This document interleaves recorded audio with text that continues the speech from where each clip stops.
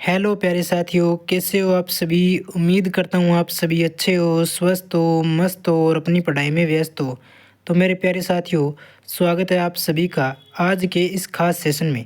आज अपने सूचना प्रौद्योगिकी से संबंधित एक महत्वपूर्ण टॉपिक सामाजिक प्रभाव यानी सूचना प्रौद्योगिकी के सामाजिक प्रभाव से संबंधित 50 अति महत्वपूर्ण प्रश्न करेंगे मेरे प्यारे साथियों। और ये अपने रीट मेंस के लिए एकदम रामबाण साबित होने वाला टॉपिक है। तो मेरे प्यारे साथियों, स्वागत है आप सभी का आज के इस खास सेशन में। जो कोई भी नया आए चैनल को सब्सक्राइब जरूर कर देना। स्वागत है आप सभी का। नमस्ते, जय हिंद।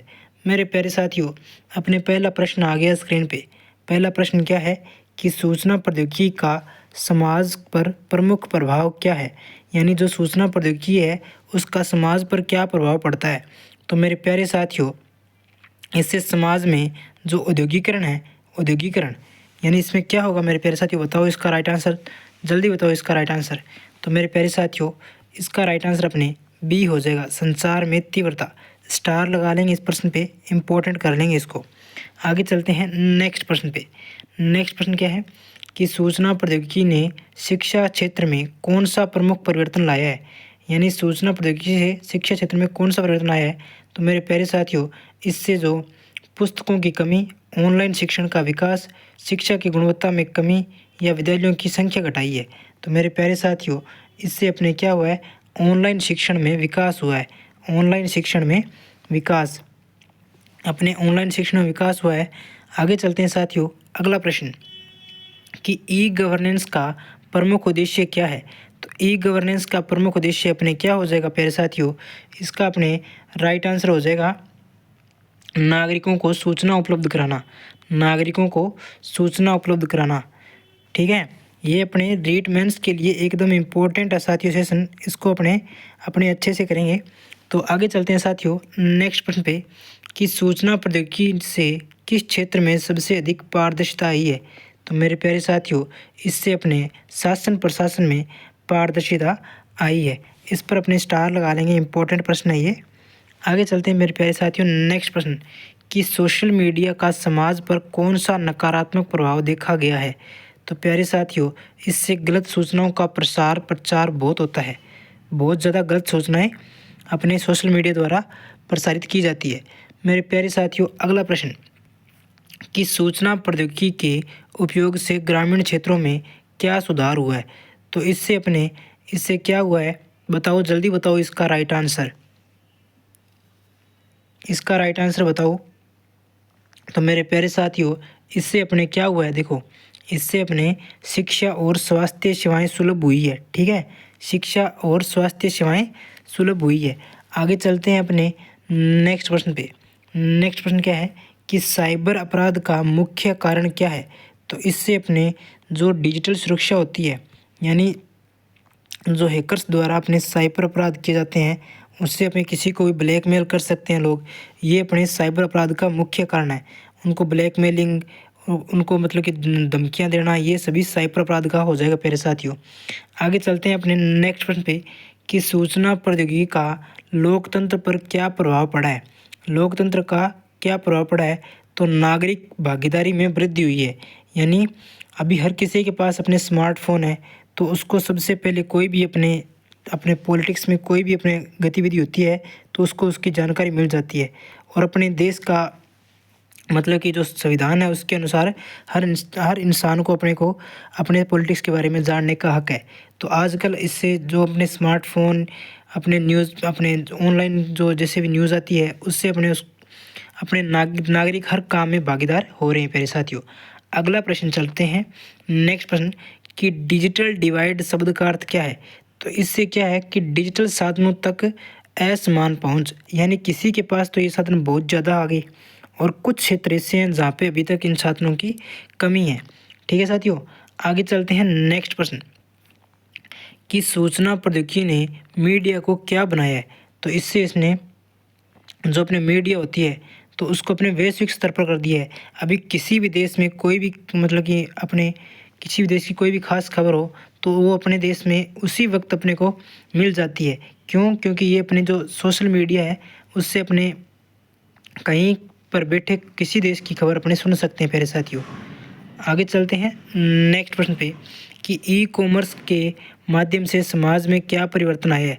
तो प्यारे साथियों, इससे अपने ऑनलाइन व्यापार का विस्तार हुआ है। आगे चलेंगे नेक्स्ट प्रश्न पे चलेंगे साथियों कि सूचना प्रौद्योगिकी से महिलाओं को क्या लाभ मिला है। तो इससे महिलाओं में शिक्षा व रोजगार के अवसरों में वृद्धि हुई है। ठीक है दोस्तों, आगे चलते हैं नेक्स्ट प्रश्न पे कि सूचना प्रौद्योगिकी के माध्यम से कौन सा कार्य सरल हुआ है। तो मेरे प्यारे साथियों, इम्पोर्टेंट प्रश्न है ये, बताओ इसका राइट आंसर क्या होगा। जो कोई भी इसके सभी के अपने प्रश्नों का 50 प्रश्न है, 50 प्रश्नों का आप कमेंट में बताना कि आपको पहले से कितने प्रश्न आते थे मेरे प्यारे साथियों। तो इसका राइट आंसर हो जाएगा बैंकिंग सेवाएं। आगे चलते हैं साथियों नेक्स्ट प्रश्न पे कि डिजिटल इंडिया कार्यक्रम का मुख्य उद्देश्य क्या है। तो दोस्तों बताओ कि डिजिटल इंडिया कार्यक्रम का मुख्य उद्देश्य क्या है।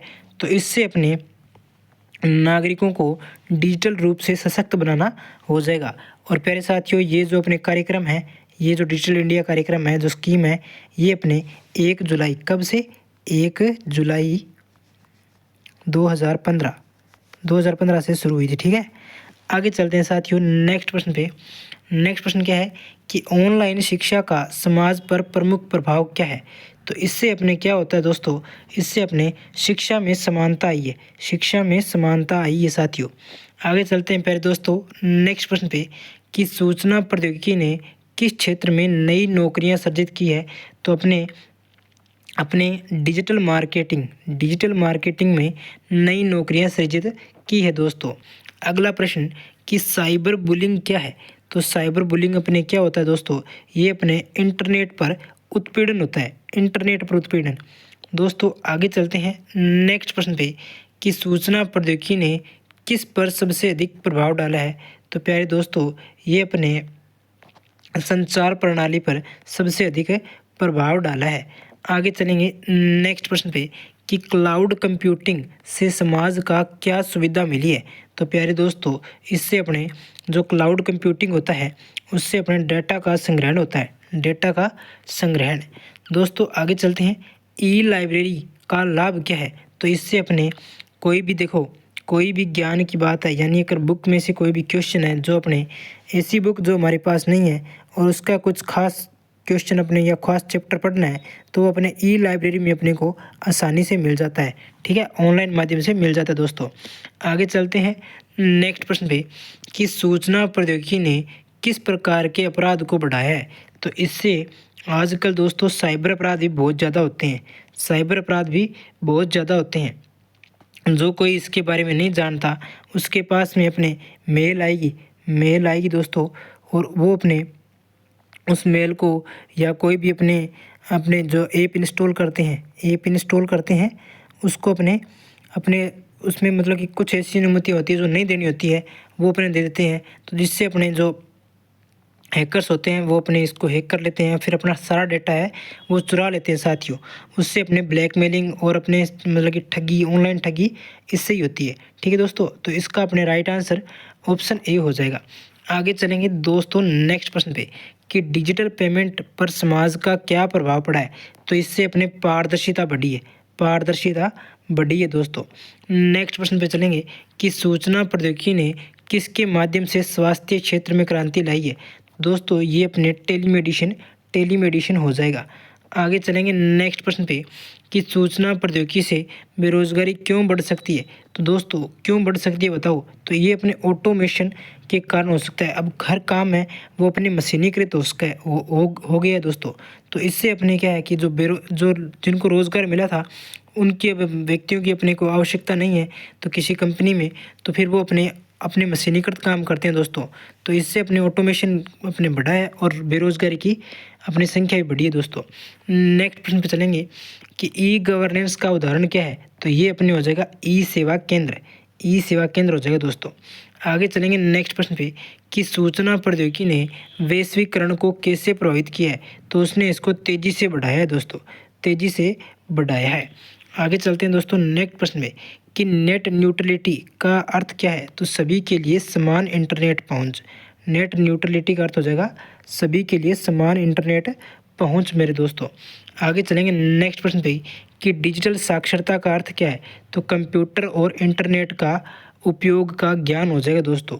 कंप्यूटर और इंटरनेट के उपयोग का ज्ञान। दोस्तों आगे चलेंगे नेक्स्ट प्रश्न पे कि सूचना प्रौद्योगिकी का प्रमुख सामाजिक नकारात्मक प्रभाव क्या है। तो मेरे प्यारे दोस्तों ये अपने साइबर ठगी हो जाएगा, साइबर ठगी। आगे चलेंगे दोस्तों नेक्स्ट प्रश्न पे कि ई डेमोक्रेसी का तात्पर्य क्या है। तो दोस्तों ये तकनीक के माध्यम से लोकतांत्रिक सहभागिता हो जाएगी, लोकतांत्रिक सहभागिता हो जाएगी दोस्तों। आगे चलेंगे नेक्स्ट प्रश्न पे दोस्तों।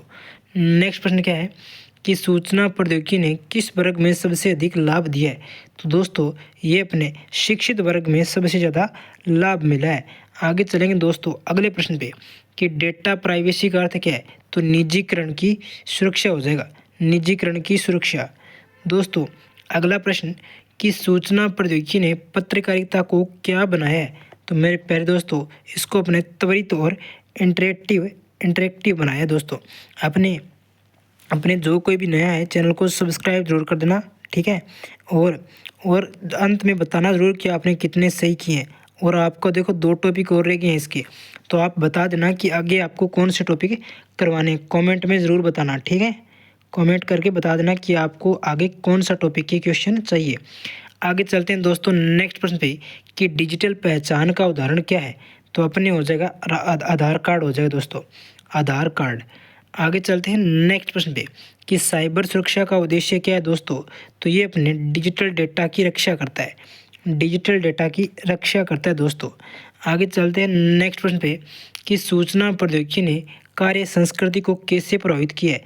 तो ये अपने वर्क फ्रॉम होम की सुविधा दी है, यानी अपने घर बैठे काम कर सकते हैं दोस्तों। आगे चलते हैं नेक्स्ट प्रश्न पे कि ई गवर्नेंस का प्रमुख घटक क्या है दोस्तों। तो ये अपने क्या है हो जाएगा, बताओ इसका राइट आंसर। तो ये अपने पारदर्शिता हो जाएगा मेरे प्यारे दोस्तों, पारदर्शिता। आगे चलेंगे नेक्स्ट प्रश्न पे। नेक्स्ट प्रश्न क्या है प्यारे दोस्तों कि सूचना प्रौद्योगिकी से युवाओं में कौन सी समस्या बढ़ी है। तो ये अपने स्क्रीन एडिक्शन हो गए, यानी देखो कंप्यूटर ले लो, कंप्यूटर, लैपटॉप, अपने एंड्रॉयड, अपने जो फ़ोन है, कोई भी स्मार्टफोन, अपने टैबलेट, टीवी, यहाँ पे देखो इनका जो मतलब कि कोई भी इंसान है उसका स्क्रीन टाइम बहुत ज़्यादा बढ़ गया दोस्तों, स्क्रीन टाइम बहुत ज़्यादा बढ़ गया है, ठीक है। तो ये अपने स्क्रीन एडिक्शन हो गए हैं दोस्तों। आगे चलेंगे नेक्स्ट प्रश्न पे कि सूचना प्रौद्योगिकी का एक प्रमुख नैतिक प्रश्न क्या है। तो प्यारे दोस्तों ये अपने गोपनीयता बनाम सार्वजनिकता, गोपनीयता बनाम सार्वजनिकता। आगे चलेंगे दोस्तों नेक्स्ट प्रश्न पे कि ई शासन में नागरिक की भूमिका क्या होती है।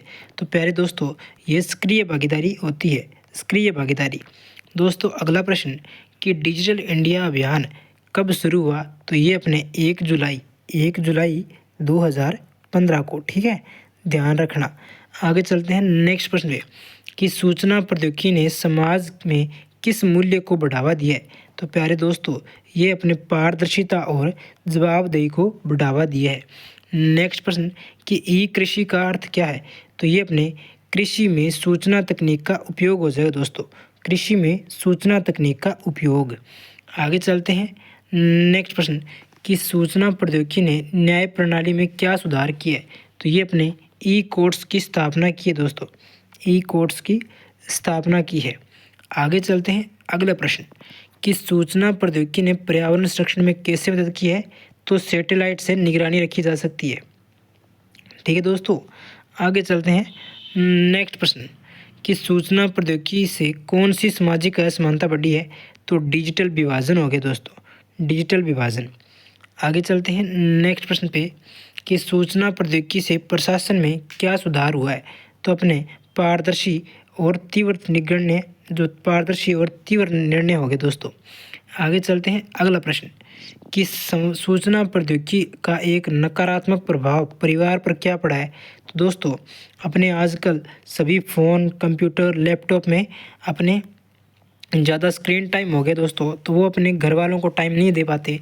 उनमें जो आपस में बातचीत करने का जो माहौल था पहले जैसा वो अब नहीं रहा है। सभी बस ऑनलाइन फ़ोन पे हाँ हूँ करके अपने मैसेज भेज देते हैं दोस्तों, तो उससे उनका जो संवाद आपस में बात करने का जो टाइम है वो अपने नहीं मिलता दोस्तों। आगे चलेंगे नेक्स्ट प्रश्न पे कि डिजिटल वेलबींग का अर्थ क्या है? तो ये अपने जो तकनीक है उसका संतुलित उपयोग है, संतुलित उपयोग है दोस्तों। लास्ट प्रश्न आज का कि सूचना प्रौद्योगिकी ने मानव जीवन को कैसा बनाया है? तो इसने अपने सुविधाजनक और चुनौतीपूर्ण बनाया दोस्तों, सुविधाजनक और चुनौतीपूर्ण। अपने इसको सब्सक्राइब कर लेंगे चैनल को, ठीक है दोस्तों। अपने बता देंगे कि आपको कौन सा टॉपिक चाहिए और कमेंट करके बताना कि आपको 50 में से कितने प्रश्न आपने सही किए, ठीक है दोस्तों। मिलते हैं अपने नेक्स्ट सेशन में, तब तक के लिए धन्यवाद। जय हिंद।